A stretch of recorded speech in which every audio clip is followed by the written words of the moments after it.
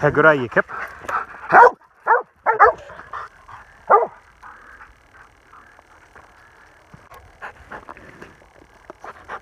Speak, Max. Max, speak. Yeah, good boy. Hi.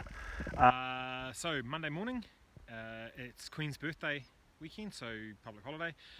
So just a couple of quick jobs to start the morning off. I already shifted the cows. I'm just going to go shift the heifers. No feeding out anymore. We've closed up the maize stack because the grass is starting to grow, and so we're going to preserve the maize as a bit of a store for later. Not that there's a huge amount there, but 20 tonnes of feed is 20 tonnes of feed, so let's not waste it. Yeah. Also, we're getting a little bit of rain too, so that's kind of cool. Not a huge amount, but wet the dust and put you in a bit more of a positive frame of mind. And it's not too cold, so maybe we'll grow something.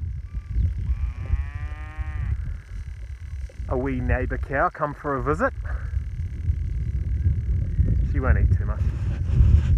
Now, I talked the other day about back fencing and break fencing, and it sort of occurred to me that probably a lot of people don't know what the hell I'm talking about. So if we have a look around here, we've got quite a large property, well, large single paddock here. It's not a particularly big property, but it's a large single paddock.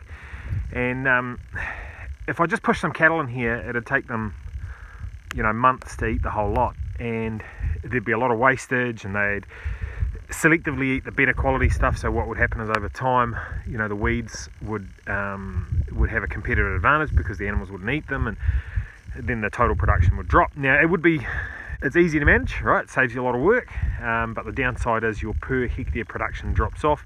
And I also like shifting the cattle every day because you keep a much better eye on them, and then you can identify problems much earlier in the piece. So what we do is we cut the paddock up into smaller sections using temporary electric fence reels like this and pigtail standards, and we break the paddock into smaller sections. Typically most farmers aim for a section of the paddock or a break that the livestock can eat in one day. So we do a little bit of a feed budget. We work out the number of animals, consumption per head, work out how much grass there is per hectare or pasture there is per hectare, do a little bit of maths, and we come up with a number. So that's break feeding. Now, sort of the next level, I guess, or the next iteration of that is where break feeding becomes a little bit more intensive if we do what's called back fencing. So each day we give them a new section of grass to eat, and we also fence them out of the section that they've previously eaten. Now that makes another little step change in the amount of pasture you can grow, because the cattle, like I said earlier, aren't walking on those new growing tips and making a mess. The animals also tend to walk around less because they sort of establish whether or not there's any grass left in their current break, and then if there's not, they just sit down and chew their cud. Whereas if they're in a bigger area and they're still a wee bit hungry, they'll wander around aimlessly, not finding anything to eat but burning energy in the process. So what we've got to do here though is obviously every break has to have water available to them.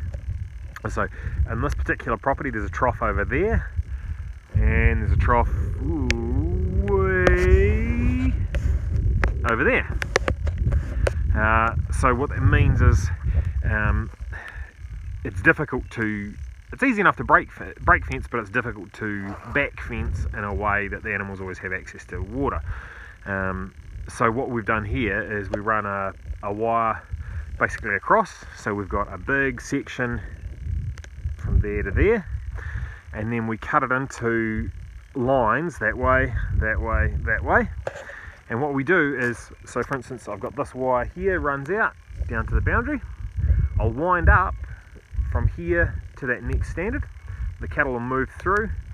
Once I've done that, I'll actually move this reel here back to there and then across, and it'll create an alleyway that goes all the way back to the trough. So they do still have access to maybe 5% of their break, so that 5% is going to be overgrazed and damaged, but the other 95% will be protected. So you right there, buddy?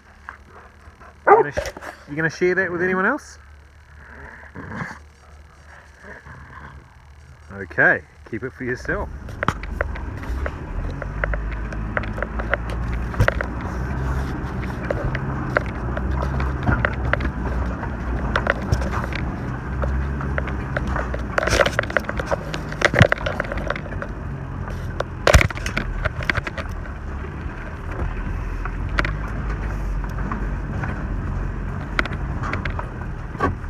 Cool.